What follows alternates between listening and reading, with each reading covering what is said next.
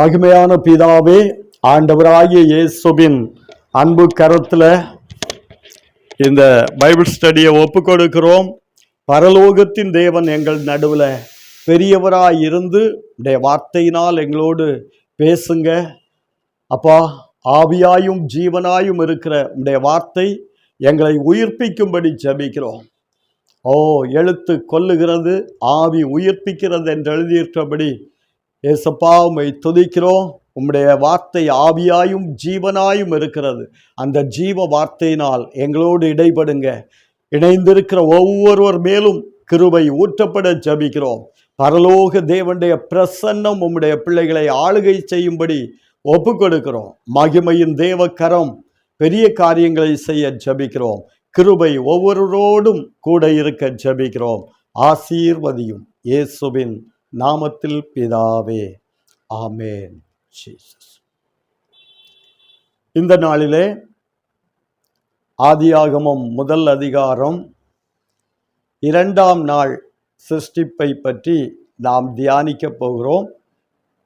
முதல் நாள் சிருஷ்டிப்பும் 4ஆம் நாள் சிருஷ்டிப்பும் ஒரே இணைதலாய் இருக்கிறதுனால அதை எடுத்தோம். இப்பொழுது 2ஆம் நாள் மற்றும் 5ஆம் நாள் ரெண்டையும் சேர்த்து நாம் தியானிக்க போகிறோம். யாராவது வாசிங்க பார்க்கலாம். 6, 7, 8 வசனம். ஆதியாகமம் முதல் அதிகாரம் 6, 7, 8 வசனம். பின்பு தேவன் ஜலத்தின் மத்தியில் ஆகாய விரிவு உண்டாக கடவது என்றும் அது ஜலத்தினின்று ஜலத்தை பிரிக்க கடவுது என்றும் சொன்னார்.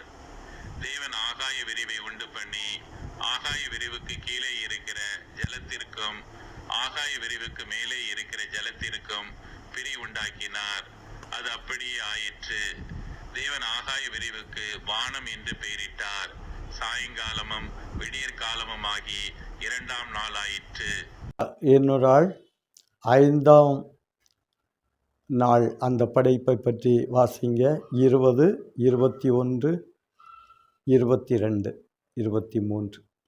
பின்பு தேவன் நீந்தும் ஜீவ ஜந்துக்களையும் பூமியின் மேல் வானம் என்கிற ஆகாய விரிவிலே பறக்கும் பறவைகளையும் ஜலமானது திரளாய் ஜெனிப்பிக்க கடவது என்றார். தேவன் மகா மச்சங்களையும் ஜலத்தில் தங்கள் தங்கள் ஜாதியின்படியே திரளாய் ஜெனிப்பிக்கப்பட்ட சகலவித நீர்வாழும் ஜந்துக்களையும் சிறகுள்ள ஜாதி ஜாதியான சகலவித பட்சிகளையும் சிருஷ்டித்தார். தேவன் அது நல்லது என்று கண்டார். தேவன் அவைகளை ஆசீர்வதித்து, நீங்கள் பலுகி பெருகி சமுத்திர ஜலத்தை நிரப்புங்கள் என்றும் பறவைகள் பூமியில் பெருக கடவது என்றும் சொன்னார். சாயங்காலமும் விடியற்காலமுமாகி 5ஆம் நாள் ஆயிற்று. ஆமென். எங்க பார்க்கிறோம், ஜலத்தின் மத்தியில் ஆகாய விரிவு உண்டாக கடவது என்றார். அந்த ஆகாய விரிவு ஜலத்திலிருந்து ஜலத்தை பிரிக்க கடவது என்றார் என்று எழுதப்பட்டிருக்கிறது. ஜலத்தின் மத்தியில் ஆகாய விரிவு உண்டாக கடவது என்றும் அது ஜலத்தினின்று ஜலத்தை பிரிக்க கடவது என்றும் சொன்னார் என்று எழுதப்பட்டிருக்கிறது. அப்படியானால் இந்த ஆகாய விரிவு பூமியிலிருந்து 100 கிலோமீட்டர் உயரத்தில் இருக்கிறது. அங்கே படைப்பின் போது ஜலத்தை தேவன் வைத்திருந்தார்.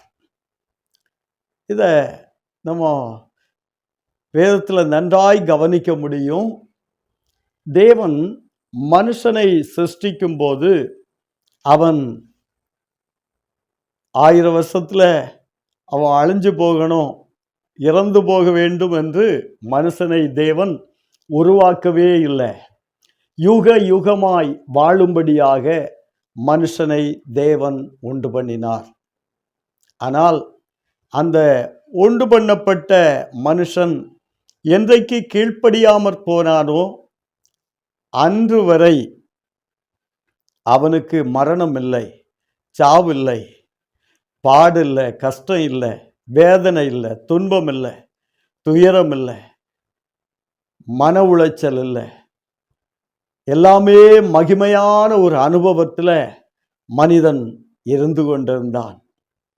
ஆனால் என்றைக்கு கீழ்ப்படியாமை என்ற பாவம் ஆதாம் ஏவாளுக்குள் நுழைந்ததோ அன்றைக்கு அவர்கள் மகிமை இழந்தவர்களாக மாறிப்போனார்கள்.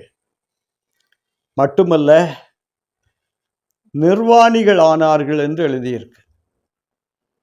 தேவனோடு உள்ள உறவை இழந்தார்கள். ஏதேன் தோட்டத்தை, கர்த்தருடைய தோட்டத்தை இழந்தார்கள். வெளியே துரத்தப்பட்டார்கள். ஒரு வேதனையான ஒரு நிலைக்குள் வெளியே வந்தார்கள். அதுவரை மகிமையினால மூடப்பட்ட தேவ ஜனம் மகிமை இழந்தவர்களாய் மாறி போனார்கள். படைப்புல தேவன் அற்புதமான ஒரு காரியத்தை செய்திருந்தார்.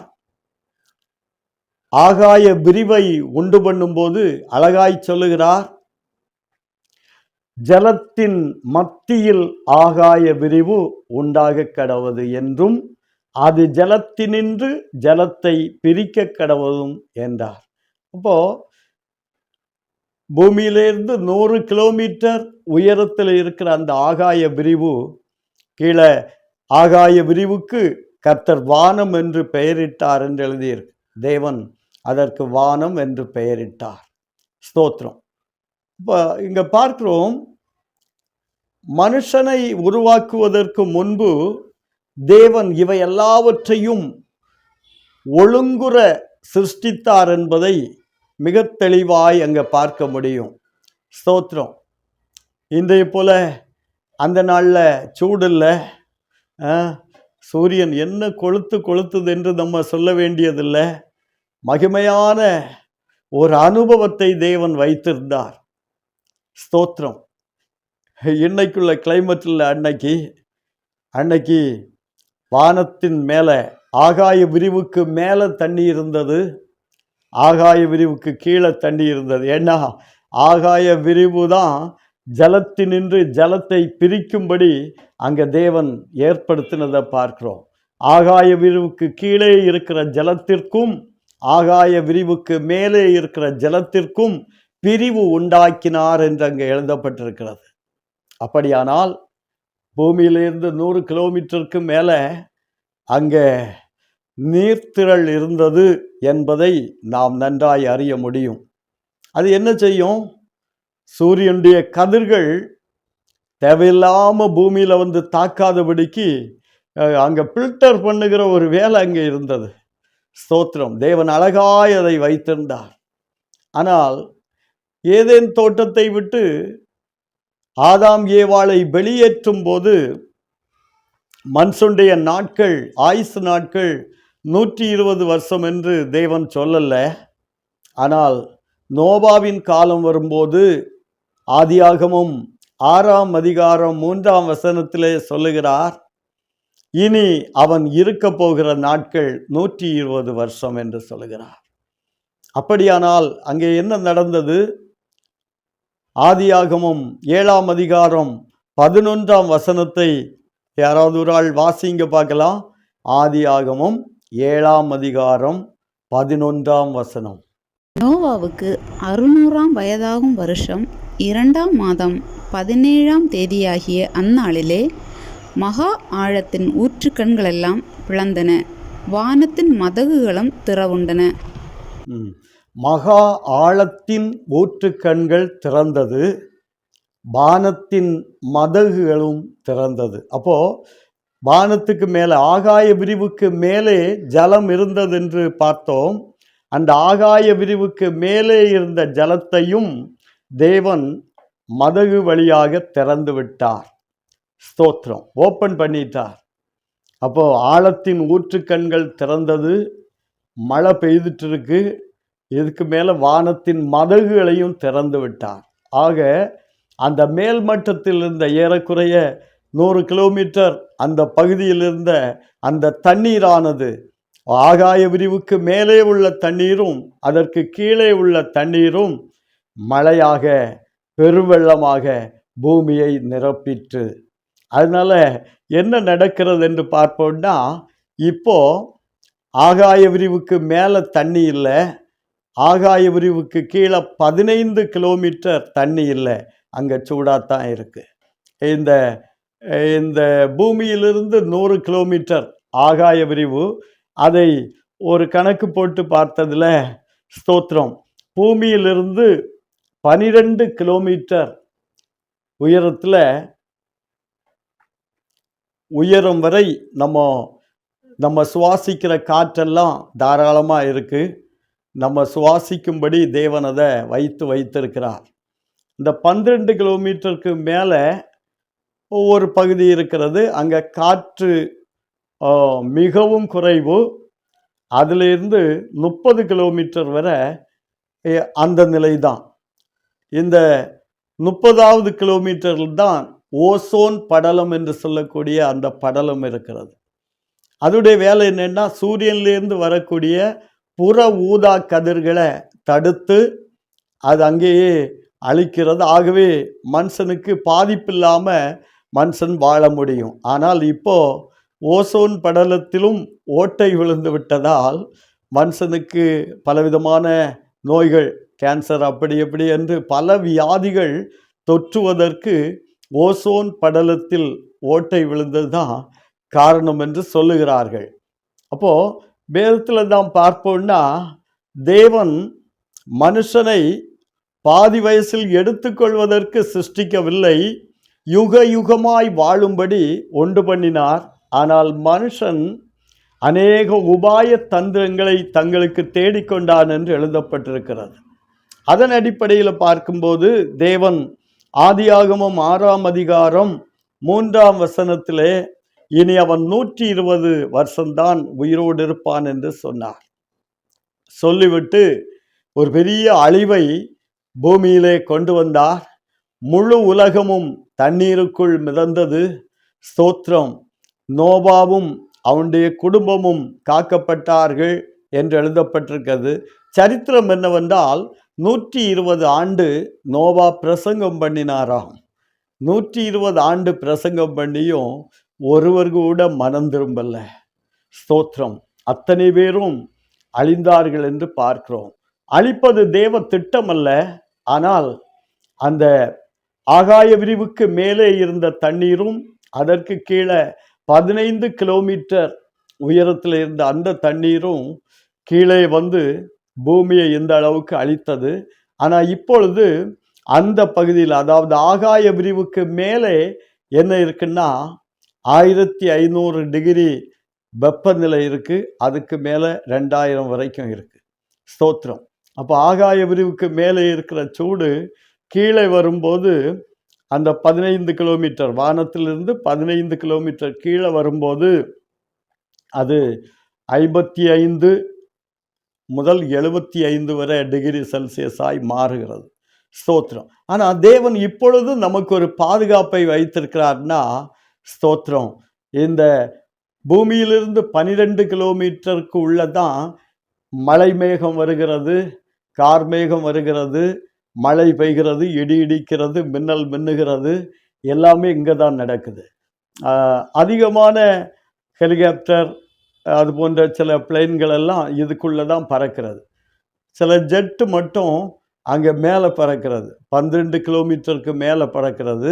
ஸ்தோத்திரம். அது 30 கிலோமீட்டர் வரைக்கும் காற்றழுத்தம் குறைவானதுனால, காற்றே இல்லாத ஒரு லெவலில் இருக்கிறதுனால ஈஸியாக அதற்கு எந்த பிரச்சனையும் இல்லாத போகிறது என்று சொல்லுகிறார்கள். ஸ்தோத்திரம். இப்போ ஓசோன் படலத்துக்கு மேலே 50 கிலோமீட்டர்ல இருந்து 85 கிலோமீட்டர் வரைக்கும் கடுமையான பனி. ஆனால் காற்று இல்லாததுனால அது கட்டி ஆகிறது இல்லையாம். ஸ்தோத்திரம். 90 டிகிரி செல்சியஸில் அந்த குளிர் இருக்கிறது என்று சொல்லுகிறார்கள். ஸ்தோத்திரம். அது பூமியிலன்னா உறைஞ்சிருக்கும், ஆனால் அங்கே உறையாத அளவில், தண்ணியாகாத அளவில் அப்படி நைஸாக இருக்குதாய் சொல்லுகிறார்கள். இந்த 35 கிலோமீட்டர் இவ்வளவு தூரத்துக்கு மேலே தான் அடுத்த 15 கிலோமீட்டர் அந்த ஆகாய விரிவிலிருந்து வரக்கூடிய வெப்பம் கொஞ்சம் அடிக்கிறது. இவ்வளவு குளிர்ச்சி இருந்தும் நம்ம இவ்வளவு வெயில் இருக்க, இவ்வளவு சுடுதே என்று சொல்லிக்கொண்டே இருக்கிறோம். கர்த்தர் பாதுகாப்பை இன்னமும் நம்மை விட்டு எடுத்து போடலை. பாதுகாப்பை நமக்காக வைத்திருக்கிறார். ஆனால் தேவனுடைய சிருஷ்டிப்பை நாம் பார்க்கும்போது அவ்வளவு ஆச்சரியமான காரியமாய் இருக்கிறது. அவ்வளவு மகிமையான தேவன் இவ்வளவு அற்புதமாய் எல்லாவற்றையும் உண்டு பண்ணிவிட்டு ஆதாம் ஏவாளை சிருஷ்டித்தார் என்று வேதத்துல பார்க்கிறோம். ஸ்தோத்திரம். அவருடைய சிருஷ்டிப்பே அற்புதம், அது ஆச்சரியமானது. அந்த 5ஆம் நாள் படைப்புல நம்ம பார்த்தோம்னா அங்க அழகாய் எழுதப்பட்டிருக்கிறது. ஸ்தோத்திரம். மச்சங்களை, கடல்வாழ் ஜந்துக்களை எல்லாம் தோன்றும்படி சொன்னவர், ஸ்தோத்திரம், பறவைகளையும் அந்த தண்ணீர்ல இருந்து தான் தோன்றும்படி சொன்னார் என்று எழுதப்பட்டிருக்கிறது. அப்போ பறவைகளின் முதல் பிறப்பிடமே தண்ணி தான். ஸ்தோத்திரம். அதனால்தான் சில பறவைகள் தண்ணீருக்குள்ளும் வாழும், தண்ணியில் ஃப்ரீயாக போய் முங்கி குளிச்சுட்டு வரும், அப்படியெல்லாம் இருக்கிறது. ஸ்தோத்திரம். அப்போ தண்ணீரில் இருந்து தான் அதை தோற்றுவித்தார். ஏன் மனுஷன் கூட தண்ணீரில் இருந்து தான் தோன்றுகிறான். சத்தமவர் அல்லேலூயா. ஆச்சரியமான காரியம். 9 மாதங்கள் முடியும் வரைக்கும் தண்ணீரில் தான் மனுஷன் கிடக்கிறான். ஆனால் அவனுக்கு மூச்சு முட்டவும் இல்லை, அவனுக்கு ஒன்றும் ஆகவும் இல்லை. கர்த்தர் அற்புதமாய் அவருடைய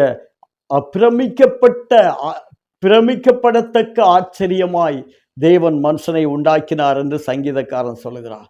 பிரமிக்கப்படத்தக்க ஆச்சரியமாக தேவன் மனுஷனை உண்டு பண்ணி வைத்திருக்கிறார். ஸ்தோத்திரம். இந்த ஆகாய விரிவை பற்றி நாம் பார்ப்போமானால், ஸ்தோத்திரம், எடுத்து வாசிங்க. 19வது சங்கீதம் 1 வசனத்தை வாசிங்க பார்க்கலாம். வானங்கள் தேவனுடைய மகிமையை வெளிப்படுத்துகிறது, ஆகாய விரிவு அவருடைய கரங்களின் கிரியையை அறிவிக்கிறது. வானங்கள் அவருடைய மகிமையை வெளிப்படுத்துகிறது. தேவனுடைய மகிமையை ஆகாய விரிவு வெளிப்படுத்துகிறது, வானங்கள் வெளிப்படுத்துகிறது.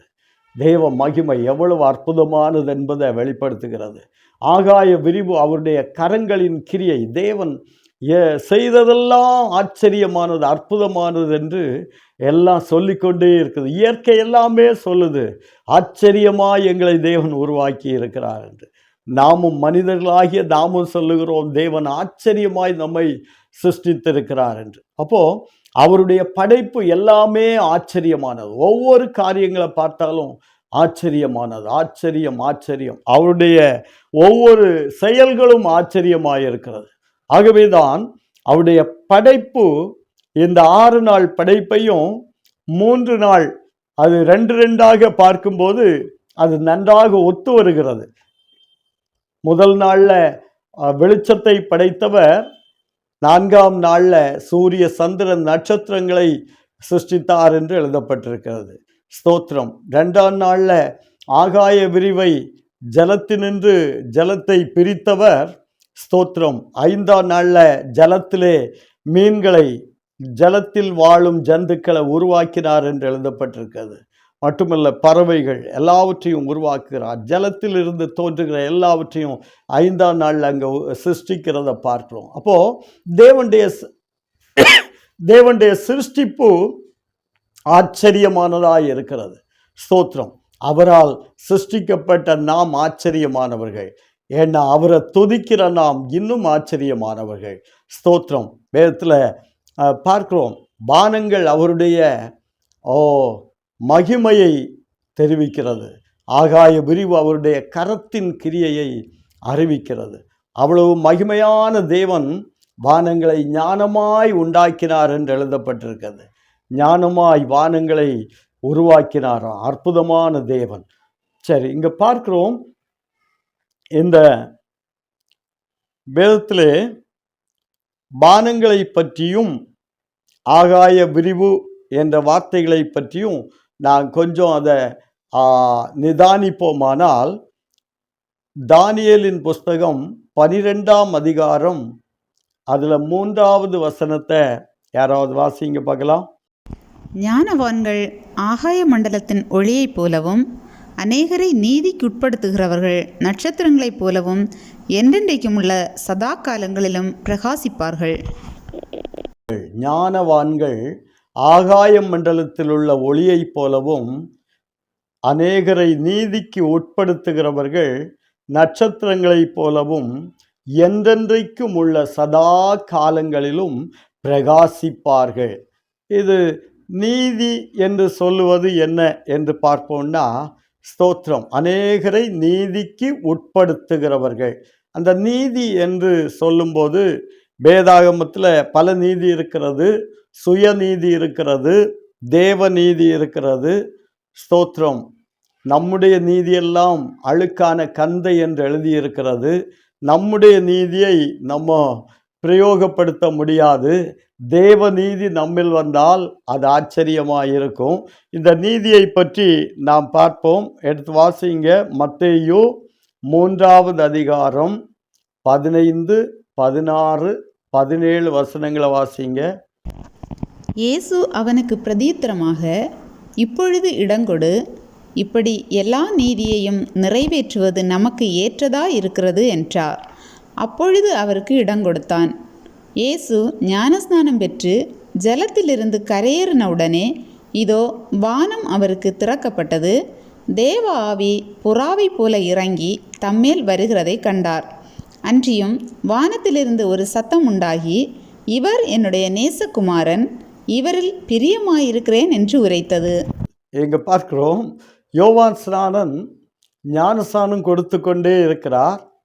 இயேசு அந்த இடத்துல வருகிறார் ஞானஸ்நானம் பெற்றுக்கொள்ளும்படியாக.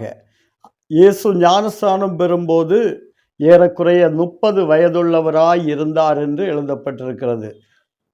அப்போ இங்க வந்த உடனே யோவான் ஸ்நானன் தடை செய்கிறார்.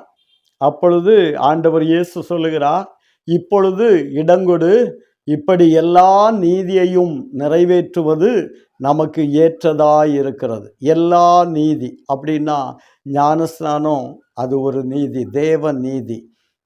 அப்போ தேவனுடைய நீதியை நிறைவேற்ற நாம் இடம் கொடுக்கும்போது நிச்சயமாய் நாம் அங்கே 3 காரியங்களை பார்க்கிறோம். ஒன்று, இயேசு ஞானஸ்நானம் பெற்று ஜெபம் பண்ணினார். ஜெபம் பண்ணுகையில் வானம் திறந்தது. ஆகாய விரிவு, அந்த வானம் திறந்தது. வானம் அவருக்கு திறந்தது. நம்ம ஜெபம் பண்ணுறோம். ஜெபம் பண்ணும்போது வானம் நமக்கு திறக்கப்படுமானால் நலமாயிருக்கும். நாம் ஜெபிக்கும்போது வானம் திறக்கப்பட வேண்டும். இயேசு ஜெபித்த போது வானம் திறந்தது. அங்கே பரிசுத்த ஆவியானவர் புறாவை போல இறங்கி இயேசுவின் மேல் வருகிறதை கண்டார். அதற்கடுத்து வானத்திலிருந்து ஒரு சத்தம், பிதாவாகிய தேவன் சொல்லுகிறார், இவர் என்னுடைய நேசகுமாரன், இவரில் பிரியமாயிருக்கிறேன். ஞானஸ்நானத்தில் இப்பேற்பட்ட காரியங்கள். அதனால்தான் ஞானஸ்நானம் பெற்று கரையேறும்போது ஒரு தெய்வீக சந்தோஷம் உள்ளத்தை அப்படியே நிரப்பும். அது ஒரு ஆவிக்குரிய ஆழமான ஒரு சந்தோஷம். அந்த மெய்யான சந்தோஷம் உள்ளத்தை நிரப்புகிறத ஞானஸ்நானம் பெற்றுக்கொண்டவர்கள் அதை அனுபவித்திருப்பீர்கள். ஸ்தோத்திரம். அப்போது இங்கே ஞானஸ்நானத்தின் போது வானம் திறக்கப்படுகிறது. ஞானஸ்நானம் தேவனுடைய நீதி. அநேகரை நீதிக்கு உட்படுத்துகிறவர்கள் ஆகாய மண்டலத்துள்ள நட்சத்திரங்களைப் போல இருப்பார்கள் என்று எழுதப்பட்டிருக்கிறது. நமக்கு இந்த பூமியில் பார்க்கும்போது நட்சத்திரங்கள் சின்னதாய் தெரியும். ஆனால் நட்சத்திரங்கள் சூரியனை பார்க்கிலும் பல மடங்கு, பல ஆயிரம் மடங்கு பெரிய நட்சத்திரங்கள் இருக்கிறது. ஸ்தோத்திரம். சூரியனை விடவும் பல ஆயிரக்கணக்கான மைல் தொலைவில் இருக்கிறதுனால ஸ்தோத்திரம், அது நமக்கு சிறுசாய் தோன்றுகிறது. எப்படியும் நட்சத்திரத்தை போல பிரகாசிக்கிற ஒரு அனுபவம் தேவ பிள்ளைகளுக்கு தேவன் வாக்கு பண்ணி இருக்கிறார். நட்சத்திரங்கள் என்பது ஊழியர்களையும் நட்சத்திரங்கள் என்று வேதத்தில் சித்தரிக்கப்பட்டிருக்கிறது. ஸ்தோத்திரம். அப்போது வெளிப்படுத்தல் அதை பார்க்க முடியும். 7 நட்சத்திரங்களை தன்னுடைய வலது கரத்தில் ஏந்தி இருக்கிறார் என்று எழுதப்பட்டிருக்கிறது. நட்சத்திரங்கள் சபையின் ஊழியக்காரர்கள் என்று அங்கே எழுதப்பட்டிருக்கிறது. ஆகவே ஸ்தோத்திரம், நட்சத்திரங்களை போல பிரகாசிக்க வேண்டுமானால் அநேகரை தேவனுடைய நீதிக்கு உட்படுத்துகிறவர்களாய் நாம் மாற வேண்டும் என்று வேதம் நமக்கு சொல்லுகிறது. ஆகவே இந்த நீதிக்கு உட்படுத்துகிற காரியங்களில் சிலவற்றை பார்ப்போமானால், 2 ராஜாக்கள் 5ஆம் அதிகாரத்தில் நாகமான் என்னும் குஷ்டரோகி அவன் தேவனிடத்தில் வருகிறான். அவன் அந்த சிறுபெண், இஸ்ரவேலில் உள்ள சிறுபெண் எஜமானுக்கு சொல்லுகிறாள், எஜமாட்டிக்கு சொல்லுகிறாள், என்னுடைய எஜமான் இஸ்ரவேலில் போவாரானால் அவருடைய குஷ்டரோகத்தை மாற்றுவார் என்று. அப்போ அதை கேட்ட நாகமான் போகிறதுக்கு துரிதப்படுகிறான். அவ்வளவு பெரிய பராக்கிரமசாலி போகிறதுக்கு ஆயத்தப்படுகிறான். காரணம், குஷ்டரோகம் அது தன்னுடையவர்களை விட்டு பிரித்து வைக்கிற ஒரு நோய், வெளியே புறம்பே இருக்க பண்ணுகிற ஒரு நோய். ஆகவே அவன் போகிறதுக்கு துரிதப்படுகிறான். போய் ராஜாவை பார்க்கிறான். ராஜா ஸ்தோத்திரம் வஸ்திரத்தை கிழிக்கிறான், இஸ்ரவேலின் ராஜா. ஆனால் எலிசா தீர்க்கதரிசி அதை அறிந்து அவன் என்னிடத்தில் வரட்டும், இஸ்ரவேலில் தேவன் உண்டு என்பதை அறியட்டும் என்று சொல்லுகிறார். அங்கே எலிசா தீர்க்கதரிசி இடத்துல போகும்போது அவர் சொல்லுகிறார், யோர்தானில் 7 தரம் ஸ்நானம் பண்ணிவிட்டு போ என்று. இதை கேட்டதும் கடும் கோபம் கொண்டான் என்று எழுதப்பட்டிருக்கிறது. கடும் கோபம் கொண்டு அந்த சினத்தின் மத்தியில் தன்னோடு இருந்த ஊழியக்காரன் சொல்லுகிறான், ஒரு பெரிய காரியத்தை சொன்னால் நம்ம செய்திருப்போம், இது சின்ன காரியம்தானே, இது செய்யலாமே என்று சொன்னபோது அங்கே அவன் யோர்தானில் 7 தரம் ஸ்நானம் பண்ணும்படி முங்கும்படி அங்கே போகிறான். 7வது முங்கி எழும்பும்போது அவனுடைய சரீரம் சிறு பிள்ளையின் சரீரத்தை போல மாறிற்று என்று எழுதப்பட்டிருக்கிறது. அப்போ மூழ்கி எழும்புவதில் ஒரு மகிமையான அனுபவம் இருக்கிறது. பாவ வாழ்க்கை மாற்றப்படும். இதை மிக தெளிவாய் அப்போஸ்தலர் நடபடி 2ஆம் அதிகாரம் 38 எழுதப்பட்டிருக்கிறது.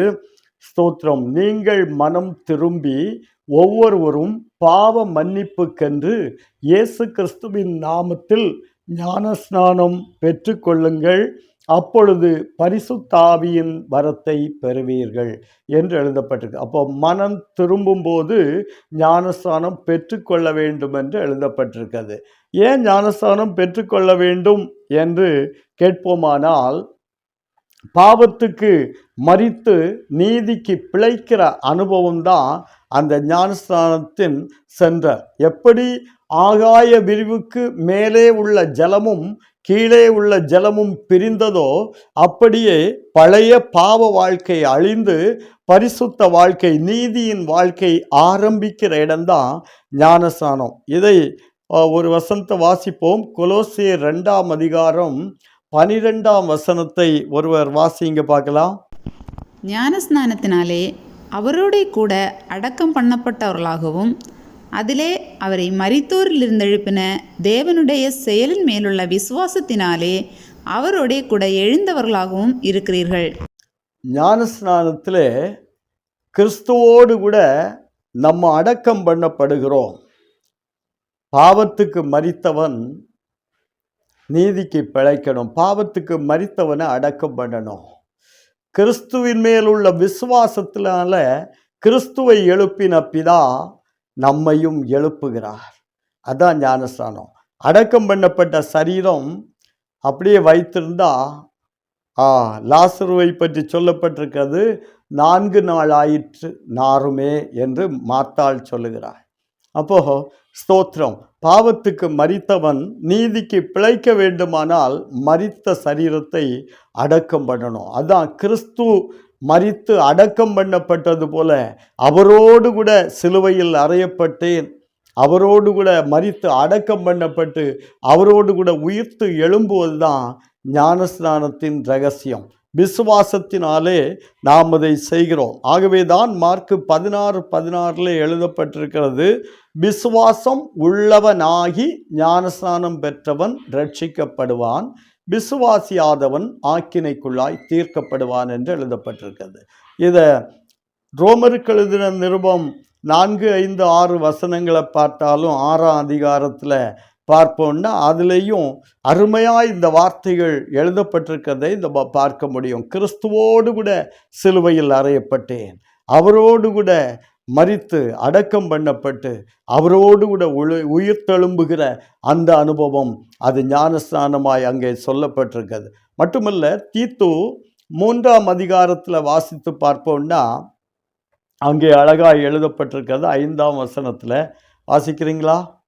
தீத்து 3:5.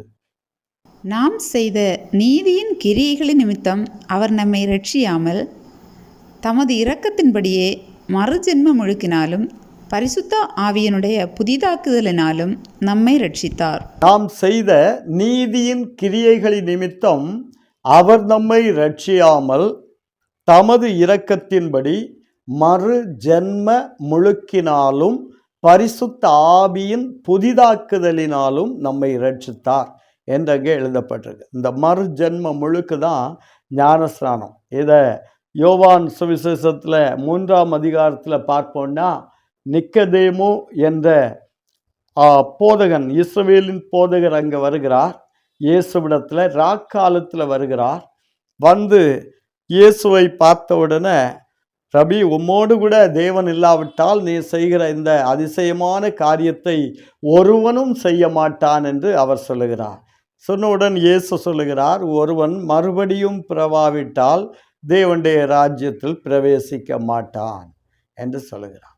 அப்போது 2 பேரும் பேசிட்டு இருக்கும்போது 5ஆம் வசனத்தில் சொல்லுகிறார், ஒருவன் ஜலத்தினாலும் ஆவியினாலும் பிறவாவிட்டால் தேவனுடைய ராஜ்யத்தை காண மாட்டான் என்று அங்கே சொல்லுகிறார். அப்போது மறுபடியும் பிறக்கிற ஒரு அனுபவம், ஜலத்திலே அடக்கம் பண்ணப்பட்டு ஜலத்திலிருந்து உயிர் தெழும்புகிற ஒரு அனுபவம், அதுதான் ஞானஸ்நானம். கிறிஸ்துவோடு அறையப்படுகிற அந்த அனுபவம். அந்த அனுபவத்தில் நாம் வளர ஒப்பு கொடுக்கும்போது நிச்சயமாய் தேவ நீதியை நிறைவேற்றுகிறோம். மட்டுமல்ல, அங்கே தானியேல் 12:3 சொல்லியிருக்கிற வசனத்தின்படி ஸ்தோத்திரம், அநேகரை நீதிக்கு உட்படுத்துகிற ஒரு அனுபவம் நம்ம வாழ்க்கையில் இருக்கணும். அநேகர் இந்த தேவ நீதியை அடைய வேண்டும், எப்படியாயிலும் அந்த நீதிக்குள்ள வர வேண்டும் என்று நாம் விரும்பணும். விரும்பி இந்த காரியத்தை செய்யும்போது நாம் நட்சத்திரங்களைப் போல பிரகாசிப்போம் என்று எழுதப்பட்டிருக்கிறது. கர்த்தர் இந்த மகிமையான அனுபவங்களுக்கு நேராக நம்மை நடத்துவாராக. ஒரு வசனத்தை கூட வாசிப்போம். 1 பேதுரு 3ஆவது அதிகாரம் 21வது வசனம். அதற்கு ஒப்பனையான ஞானஸ்நானமானது மாம்ச அழுக்கை நீக்குதலாய் இராமல் தேவனை பற்றும் நல் மனசாட்சியின் உடன்படிக்கையாய் இருந்து இப்பொழுது நம்மையும் இயேசு கிறிஸ்துவினுடைய உயிர்த்தெழுதலினால் ரட்சிக்கிறது. என்ன எழுதியிருக்குன்னா, நோவாவின் காலத்தில் விசுவாசியாதவர்கள் அழிக்கப்பட்டார்கள், அதற்கு விசுவாசித்தவர்கள் பேழைக்குள் சேர்க்கப்பட்டார்கள். இதற்கு ஒப்பனையான ஞானஸ்நானம் என்று எழுதப்பட்டிருக்கிறது. அப்போ அதற்கு ஒப்பனையான ஞானஸ்நானமானது அது மாம்ச அழுக்கை கழுவுகிறதாயிராமல் தேவனை பற்றும் நல் மனசாட்சியின் உடன்படிக்கையாய் இருக்கிறது என்று எழுதப்பட்டிருக்கு. அப்போது இது தேவனை பற்றும் நல் மனசாட்சியின் உடன்படிக்கை. ஞானஸ்நானம் தேவனை பற்றும் நல் மனசாட்சியின் உடன்படிக்கை.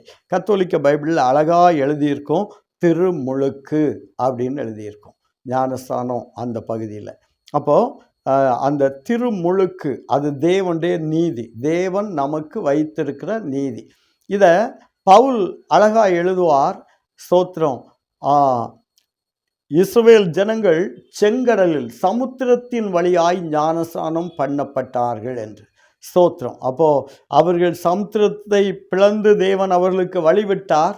அந்த சமுத்திரத்தின் வழியாக அவர்கள் ஞானஸ்நானம் பண்ணப்பட்டார்களாம். ஏன்னா 2 பக்கமும் மதில் போல சுவர் நின்றது, அது கால் நனையாமல் கடந்து போனார்கள். அப்பேற்பட்ட மகிமையான ஒரு அனுபவத்திற்குள்ள வரும்படியாக கர்த்தர் அந்த தேவ நீதியை நமக்கு வைத்திருக்கிறார். அந்த நீதிக்குள்ள பிரவேசிக்கிறவர்கள் பாக்கியவான்கள். ஒருவன் ஜலத்தினாலும் ஆவியினாலும் பிறவாவிட்டால் தேவனுடைய ராஜ்யத்தில் பிரவேசிக்க மாட்டான் என்று வாசிக்க கேட்டோம். அப்போ நம்ம வாழ்க்கையில் நாம் இதை அடைந்திருப்போம். ஆனால் அந்த அனுபவத்திற்குள் வராதவர்களுக்கு இந்த சத்திய வசனத்தை சொல்லிக் கொடுக்க வேண்டியது அவசியமாக இருக்கிறது. நாம் கற்றதை மற்றவர்களுக்கு சொல்லணும். ஏன்னா தானியத்தை கட்டி வைக்கிறவனை ஜனங்கள் சபிப்பார்கள் என்று எழுதப்பட்டிருக்கிறது. அப்போது நாம் ஆசீர்வதிக்கப்பட்டவர்கள், ஆகவே ஆசீர்வாதத்தை சுதந்திரிக்க வேண்டிய நாம் இந்த காரியத்தில் மிக கவனமாக இருக்க வேண்டியது அவசியமாக இருக்கிறது.